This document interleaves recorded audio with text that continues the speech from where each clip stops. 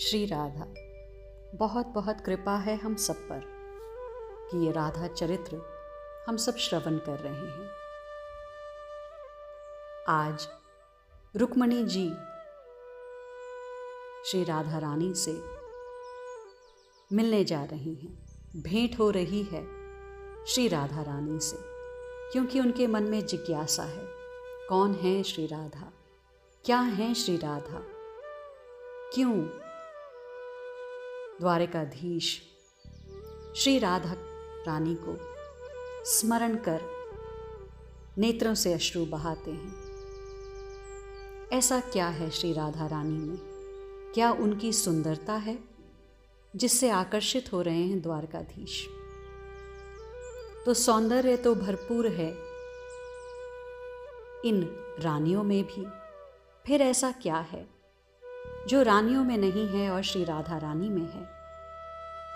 यही हलचल है द्वारिका की रानियों में, द्वारिकाधीश की पत्नियों में। आज आज्ञा मिली है द्वारिकाधीश से कि जाओ राधा रानी से मिलकर आओ। जिस राधा के लिए द्वारिकाधीश राधा राधा राधा कहते हुए भावुक हो उठते हैं, देखे तो सही कि क्या सौंदर्य है उस राधा में। देवऋषि नारद जी झूठ नहीं कहते। उन्होंने एक बार भरी सभा में कहा था कि पृथ्वी की कन्याओं में, देव कन्याओं में, नाग कन्याओं में महारानी रुक्मणी के समान कोई सुंदर नहीं है। और मैं ही क्यों, तुम भी अतीव सुंदरी हो, अन्य रानियां भी किसी से कम तो नहीं है। सत्यभामा को कह रही थी महारानी रुक्मणी। सोचती हूँ सत्यभामा कि मिल ही लूं राधा से, देख तो लूं कि कैसी है वो राधा जिसके लिए द्वारिकाधीश छटपटाते हैं, तड़फते हैं। और फिर अब तो द्वारकेश के बालपन की जोड़ी को देखने का अवसर भी हमें मिला है इस कुरुक्षेत्र में। इस स्वर्णिम अवसर को हमें खोना नहीं चाहिए। बात को समाप्त करते हुए चलने की तैयारी करने लगी थी रुक्मणी जी। जी, खाली हाथ जाना उचित ना होगा, गैया का दूध ले लें, राधा रानी को पिला देंगे, अच्छा भी लगेगा। सत्यभामा की बात ठीक लगी रुक्मणी जी को। उष्ण करके दुग्ध एक पात्र में रख लिया और पात्र को ढककर ले चली सत्यभामा। आगे आगे रुक्मणी जी चल रही थी। आप पहुंचे वृंदावन शिविर। हंसता खेलता उत्सव मनाता ये शिविर है। पूरे कुरुक्षेत्र में ऐसा प्रेमपूर्ण शिविर शायद ही होगा। गीत गाए जा रहे हैं, ग्वाल बाल आनंदित हो नृत्य कर रहे हैं। तभी रुक्मणी और सत्यभामा ने प्रवेश किया। सब लोग स्तब्ध से हो गए। भाभी, राम राम, विचित्र है मन्मु, सबके सामने आगे बढ़कर भाभी कह रहा है। फिर ब्रज भाषा में सबसे बोला, अपने कन्हैया की पत्नियां हैं तो भाभी ही तो हुई। बस मनसुख ने जैसे ही ये कहा, सब देखने के लिए आ गए। शिविर के जो लोग थे, कन्हैया की बहू आई है, बस इतना सुनना काफी था। सब उठ उठ कर आए थे देखने के लिए। माता यशोदा कहाँ हैं? रुक्मणी जी ने बड़े आदर से पूछा था। बहू, वो सो गई हैं, थक जाती हैं जल्दी। आज मैया का कन्हैया आकर गया है ना, तो सो गई। तुम्हें जानकर आश्चर्य होगा कि 100 वर्षों से वो सोई नहीं थी। नंद बाबा आ गए थे और रुक्मणी जी को देखकर अति प्रसन्न थे। भाभी, यही हैं तुम्हारे ससुर जी, हंसते हुए मनसुख ने कहा। सिर ढकते हुए नंद राय को वंदन करना चाहा रुक्मणी और सत्यभामा ने, पर ये पगला है मनसुख। बहू, ये सब कुछ करने की जरूरत नहीं है। सुनो, सामने चली जाओ, राधा वहीं पर है, मिल लो उससे भी, तब तक यशोदा भी जग जाएंगी। नंद बाबा ने राधा के पास भेज दिया था रुक्मणी और सत्यभामा को। एक अत्यंत सुंदरी गौरवर्णी पीली साड़ी धारण की हुई है। रुक्मणी चौंक गई। सत्यभामा, देख, वो रही राधा। अरे, ये तो बहुत सुंदर है, इनके आगे हम तो कुछ नहीं हैं। रुक्मणी मायूस हो गई थी। फिर भी आगे बढ़ना तो था ही, जब आ ही गए हैं तो मिलना भी चाहिए।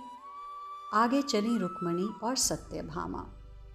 सामने जो सुंदरी थी उनके आगे नतमस्तक हुई दोनों ही। हे राधा, मैं द्वारिका की महारानी रुक्मणी हूँ और ये सत्यभामा है। आपको हम नमस्कार करते हैं। रुक्मणी जी ने आगे बढ़कर ये सब कहा था और प्रणाम भी किया।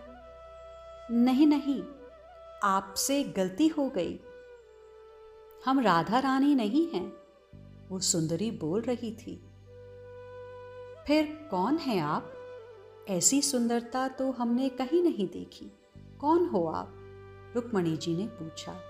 मैं तो श्री राधा रानी की दासी की भी दासी हूँ। आप अंदर चलें, हमारी स्वामिनी भीतर बैठी हैं। उस प्रेम पूर्ण सेविका ने बड़ी विनम्रता से कहा था।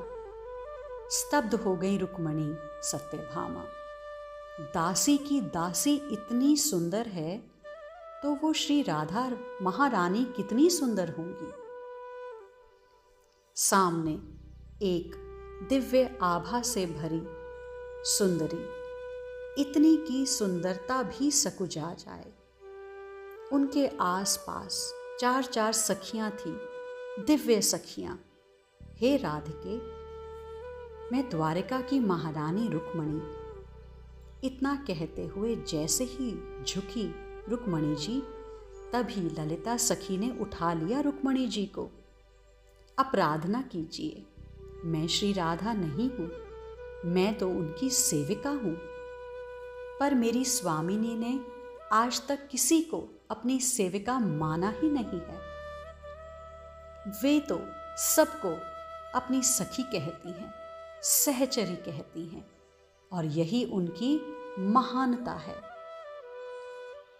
ललिता सखी जब बोल रही थी तब उनके गुलाबी अधर, पतले अधर और उनका मुखमंडल दिव्य तेज से दमक रहा था। चलिए मेरे साथ, इतना कहकर रुक्मणी और सत्यभामा को अपने साथ लेकर चल दी ललिता सखी श्री राधा रानी के पास। ओह, वो अस्थाई शिविर का कक्ष सुगंध से महक रहा था। चारों ओर सखियां बैठी थीं। रुक्मणी ने जब देखा तब उनका आत्मबल क्षीण हो रहा था। हीनता की शिकार होती जा रही थी रुक्मणी। श्री राधा रानी मध्य में बैठी हैं, पर श्री राधा रानी को कोई देख नहीं सकता। इतना तेज है उनके मुखमंडल पर।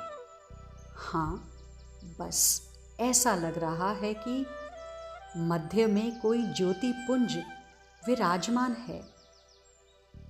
स्वामिनी, कोई आपसे मिलने आई हैं, ललिता सखी ने श्री राधिका के कान में कहा। मुझसे मिलने? ललिते, मुझसे मिलने कौन आएगा?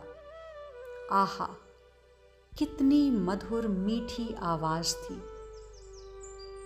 ऐसा लगा कि सुनते ही रहें। श्याम सुंदर की पत्नियां आई हैं। ललिता सखी ने फिर से कान में कहा। कहाँ हैं? श्री राधा रानी एकाएक उठकर खड़ी हो गईं। रुक्मणी को दिखाया और सत्यभामा को भी। दौड़ कर गईं श्री राधा रानी और बड़े प्रेम से रुक्मणी जी को और सत्यभामा को अपने हृदय से लगा लिया था। अपने पास बैठाती हैं रुक्मणी को छूती हैं, स्पर्श करती हैं श्री राधा रानी, केशों को स्पर्श करती हैं, हस्तकमल पकड़ती हैं।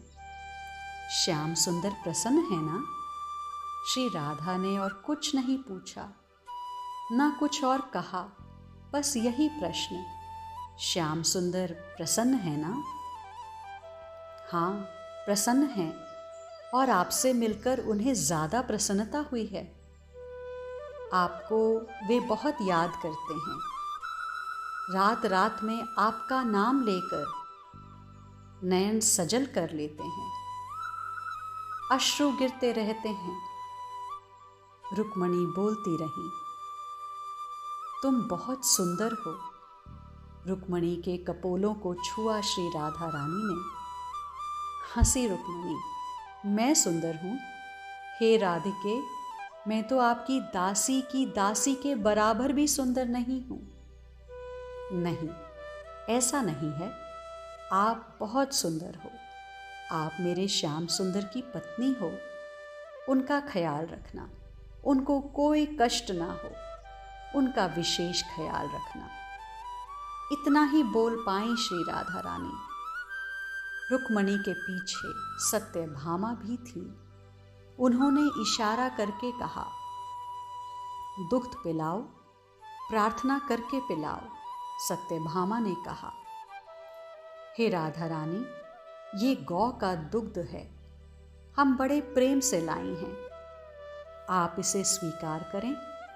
रुक्मणी जी ने वह दुग्ध सामने रख दिया। नहीं, आप लोगों ने क्यों कष्ट उठाया? श्री राधा ने मना कर दिया दुग्धपान से। पर श्याम सुंदर ने भेजा है आपके लिए ये दूध। सत्यभामा ने झूठ बोल दिया। श्याम सुंदर के नाम से दूध पिएंगी, ये सत्यभामा को विश्वास था और हुआ भी ऐसा। क्या मेरे श्याम सुंदर ने दूध भेजा है मेरे लिए? बस सामने रखे हुए पात्र का ढक्कन हटाया और बिना कुछ विचार किए पूरा दूध पी गई। हा श्याम कहते हुए फिर मूर्छित हो गई थी श्री राधा। प्रणाम करके रुक्मणी सत्यभामा निकल गई अपने शिविर की ओर। मैया यशोदा से मिलने कल आ जाएंगे, ऐसा सोचते हुए चली जा रही थी दोनों महारानियां। उफ, सुंदरता की तुलना में तो हम कहीं टिकती ही नहीं हैं। क्या रूप है, क्या सौंदर्य है, क्या लावण्य! कोई तुलना नहीं है श्री राधा रानी की। रुक्मणी यही सब कहती हुई अपने शिविर में आ गई थी। चरण वंदन किया द्वारकेश के रुक्मणी और सत्यभामा ने। राधा से मिल लिया। कैसी है राधा? सुंदर है ना? मुस्कुरा रहे थे द्वारकाधीश ये सब कहते हुए। ओह, ये क्या! रुक्मणी चौंक गई। चरण देखे द्वारकाधीश के, छाले पड़ गए हैं चरण में, बड़े बड़े फफोले हो गए हैं। नाथ, ये क्या है? आपके चरणों में छाले कैसे हुए? दुखी स्वर में पूछ रही थी रुक्मणी जी। क्या कहूँ रुक्मणी, तुम्हें बुरा लगेगा अगर ये कहूँ कि तुम्हारे कारण ही मेरे पाँव में छाले पड़ गए। मेरे कारण? रुक्मणी जी सोच में पड़ गईं। सुनो रुक्मणी, सुनो, श्री राधा सदैव मेरे चरणों का ही चिंतन करती रहती हैं। उनके हृदय में मेरे चरण ही रहते हैं। वो दूध नहीं पीती, पर तुमने उन्हें दूध पिलाने के लिए मेरा नाम लिया और मेरे नाम से वो एक ही सांस में पूरा दूध पी गई। उन्होंने ये भी नहीं देखा कि दूध गर्म कितना था। हे रुक्मणी, मेरी राधा कोमलांगी हैं, क्या उस गर्म दूध को वो सहज लेती? नहीं। और वैसे भी मेरे चरणों का ध्यान इतनी तन्मयता से उनका चल रहा था, सदैव चलता रहता है। वो गर्म दूध मेरे ही चरणों का मानो अभिषेक कर रहा था। दूध गर्म था, फिर मैंने दूध का सारा ताप अपने ही इन चरणों में ले लिया। मैं अपनी कोमलांगी राधा को कोई ताप नहीं दे सकता था ना? रुक्मणी जी स्तब्ध थी, नेत्र सजल हो उठे थे। कृष्ण मुस्कुराए और बोले, श्री राधा क्या हैं? अब समझ में आया रुक्मणी? रुक्मणी ने सिर झुका लिया था। सत्यभामा ने प्रणाम किया था। श्री राधा क्या हैं, ये समझ में आ गई थी दोनों महारानियों के। आज के लिए इतना ही। शेष आगे। श्री राधा।